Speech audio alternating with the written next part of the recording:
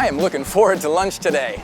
Me too. I stopped down to Tober's Market. I asked him to make me one of those giant fish sandwiches. Yep, I asked him for one of those last week. Didn't you love it? I didn't get it. He didn't put it in your dinner bucket? No. Come on. I'll share mine with you because there's nothing like a good sandwich. And this is nothing like one. This is liver loaf. Liver loaf? Why can't that guy just do what he's asked the first time? All I want is someone to make my sandwich with obedience. That's right, and obedience is what we're talking about all this month. Obedience, trusting those who lead you by doing what you're asked to do. Obedience? Does that mean we're not going to get a fish for a sandwich today? I think so. But it does remind me of a great story about a man who was a sandwich for a fish. I know that story, and we could tell it big deal style if I just had a guitar.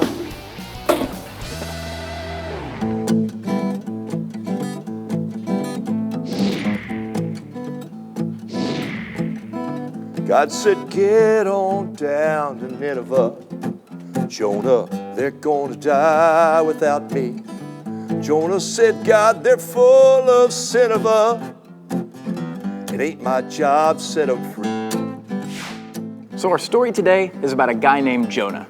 Now some of you may have heard it before, but we're gonna tell it big deal style, so just stick with us. Jonah was a man from Israel, and he had a job that God was gonna send him to do. Now usually Jonah followed God, and this time he wanted Jonah to go to Nineveh. He wanted him to tell the people there that God loves them very much. Now Nineveh was a place where the people there were mean. They were bullies. They were not doing the right things. So you'd think Jonah would jump at the chance to go there and tell these people about God's love. But you'd be wrong. Jonah flew the wrong direction. Didn't listen, made no correction. God said, Jonah, you need some reflection. Then he sent a storm. Jonah wasn't following God's plan. Okay, so we don't have a boat, but you get the idea. Jonah went the wrong way, and about halfway into the trip, a huge storm came out of nowhere. But Jonah knew it was because he had disobeyed God. It started getting rough. The tiny plane was tossed. They threw Jonah overboard or the whole ship would be lost. That's a different song, but I like it. The people on the boat asked Jonah, what should we do?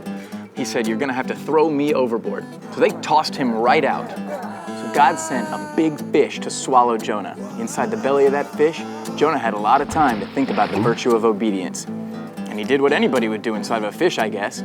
He prayed. Jonah sailed into rejection. Disobedience needs correction. God says, you need more time for reflection. God had him swallowed up. The fish delivered Jonah right where he was supposed to be. And by this point, Jonah was ready to do exactly what God wanted him to do.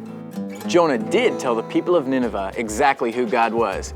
And you know what? The people of Nineveh, they listened. They decided to change and become a city that was obedient to God. So you think Jonah learned something out of all this?